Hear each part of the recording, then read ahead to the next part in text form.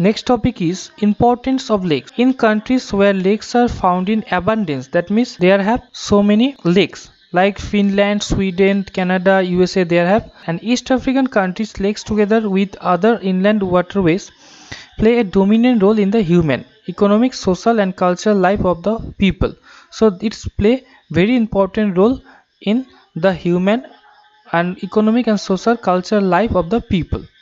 So large lakes like the Great Lakes of North America provide a cheap and convenient form of transport for bulky and heavy goods such as coal, iron, machinery and timber. So lakes are also placed as a transport route. Next is economic and industrial development. Early settlement and town sites were very much influenced by the presence of lakes, and the Great Lakes, Saint Lawrence waterways were responsible for the development of the industries in the area. So, various industries also developed with the help of lakes. Next is water storage. Lakes of either natural or artificial origin are vital sources of domestic water supply to surrounding towns and industrial cities. Example, Okla Reservoir supplies water to Delhi. So, lakes sometimes create the water storage. With these lakes we can do various kind of activities for our necessary condition. Next is hydrological power generation. In mountainous districts, lakes or man-made reservoirs are used to generate hydroelectric power. So we can also generate hydroelectric power. Next is agriculture purposes. Most freshwater lakes, once they dry up, are covered with thick layers of fertile alluvium. So agriculture it is also important. Next is modern multipurpose dams that besides generating electric power also supply water for irrigation. We can irrigate the land with the help of lakes. Next is source of food. Many large lakes like Caspian Sea and Great Lakes have important supplies of food in the form of freshwater fish. Okay, so we can collect freshwater fish from the lakes. Source of minerals. Salt lakes provide valuable rock salt. In the Dead Sea, the highly saline water is being evaporated and common salt is produced.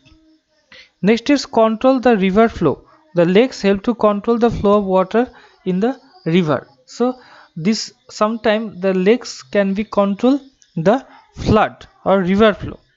Tourist attraction and health resorts. Some of the world's best holiday and health resorts are located in the on lake sites. Example, Lake Geneva, Lake Lucem in Switzerland, and here the glacier formed lakes of the Alps have made the tourist industry a national occupation for the Swiss. So sometime or some places the lakes are placed as a tourist spot or tourist attraction spot, and these are very famous for their tourism activity. Next topic is rivers.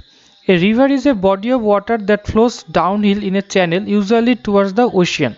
So rivers are basically flow of water in the downhill through the downhill in a channel.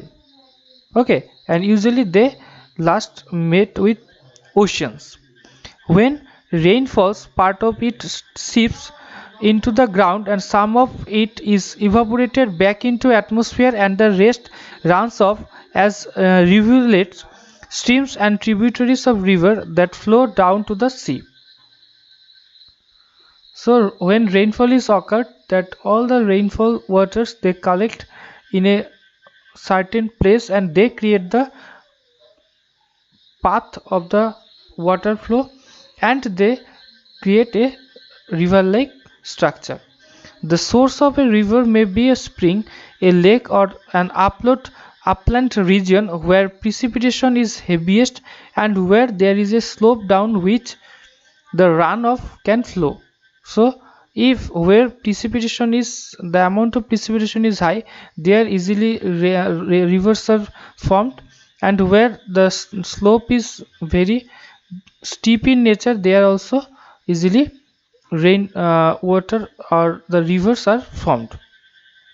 The uplands therefore form the catchment area of river, and the uplands beside the river pattern, they actually called as catchment area. The crest of the mountain is the divide of watershed from which streams flow down the slope to begin their journey to the ocean. So the river's journey started from any kind of mountain, and they meet in a ocean. Where the river ends its journey in a sea, a lake, or a large water body. The river, it may be ends in a sea, or it may be ends in a lake, or it may be ends in a any kind of water body. So if the sediments are deposited at the last stage of the river, a triangular raised area known as delta. So when in the last phase of the river's flow, sometime with the accumulation of sand, they create triangular shape feature. Those are called as delta. Okay, like a Greek letter delta, one formation is formed. They are called as delta.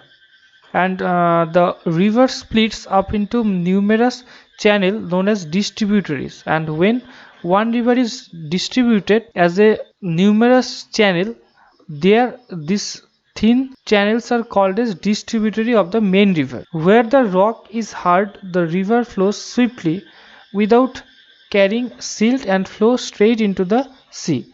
As such, rivers do not form delta, and we cannot see the delta in all the rivers, and this is known as an estuary. And where delta is not formed, they are created the estuary. Okay, that directly they fall into the sea. The estuary from good natural harbor, example in India, the rivers Narmada and Tapi flow into the Arabian Sea forming estuary. They Narmada and Tapi, these two rivers form the estuary.